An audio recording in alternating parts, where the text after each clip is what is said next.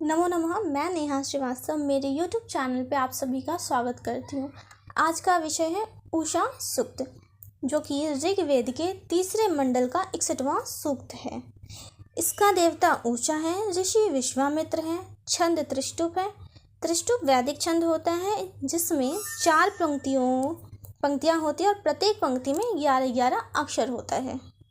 पहला मंत्र है ऊषो वाजेन वाजिनी प्रचेतः स्तोमं जुषस्व गृणतो मघोनि पुरानी देवी युवती पुरंधीरनुव्रतं चरसी विश्ववारे।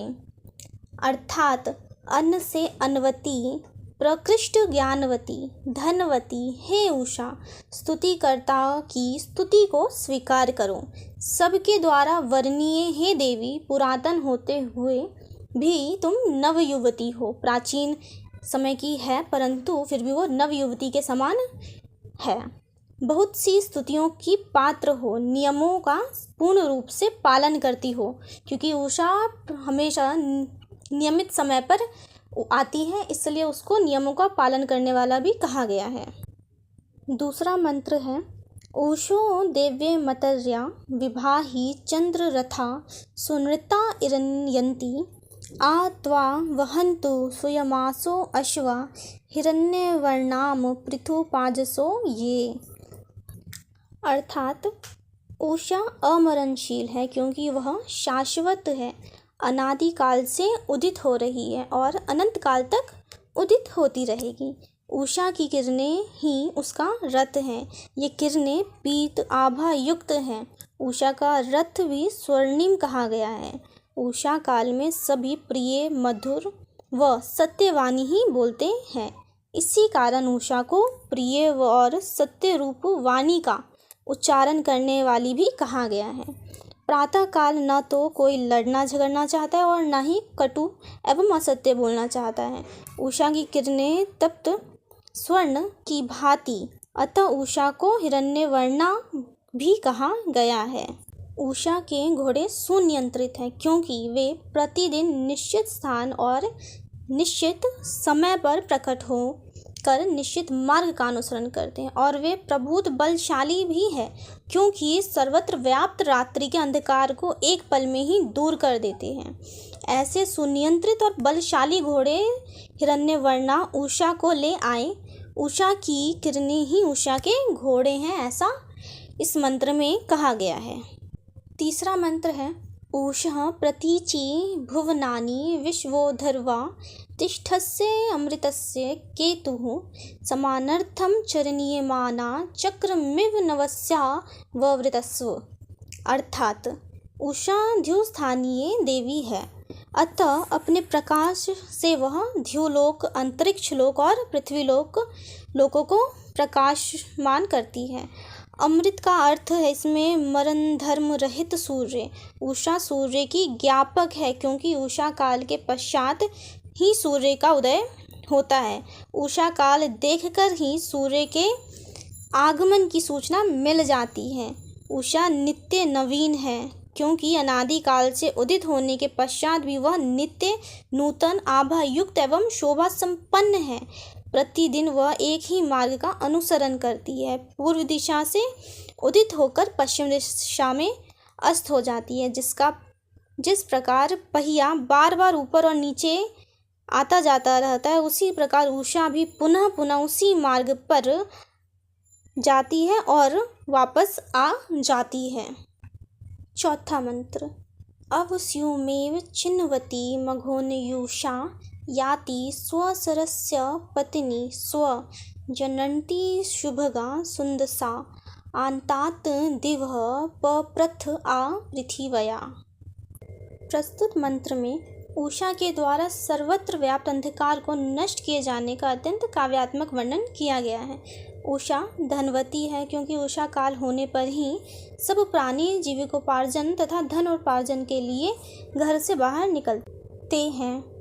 वह सूर्य की पत्नी है, सूर्यस्य योषा, अतः नित्य सौभाग्यवती है। ऐसी उषा विस्तृत अंधकार को वस्त्र के समान लपेटती हुई जाती है।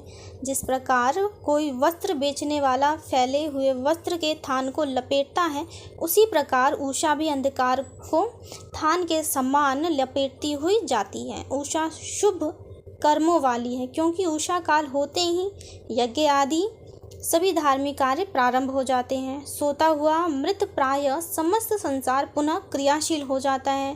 द्यु स्थानीय देवी होने के कारण उसका प्रकाश द्युलोक में व्याप्त हो जाता है। वहाँ से अंतरिक्ष लोक में व्याप्त होता हुआ पृथ्वी लोक तक उनकी जो रोशनी है आभायुक्त वो पहुँचती है। इसी प्रकार वो तीनों लोगों को अपनी रोशनी से रोशनमय कर देती हैं। 5वां मंत्र है अच्छा वो देवीम उषसं विभातिम प्रवो भरत्वं नमसा सुवृक्तिम ऊर्ध्वं मधुधा देवी पाजो आश्रित प्ररोचना रुरुचे रन्वसन दृक्।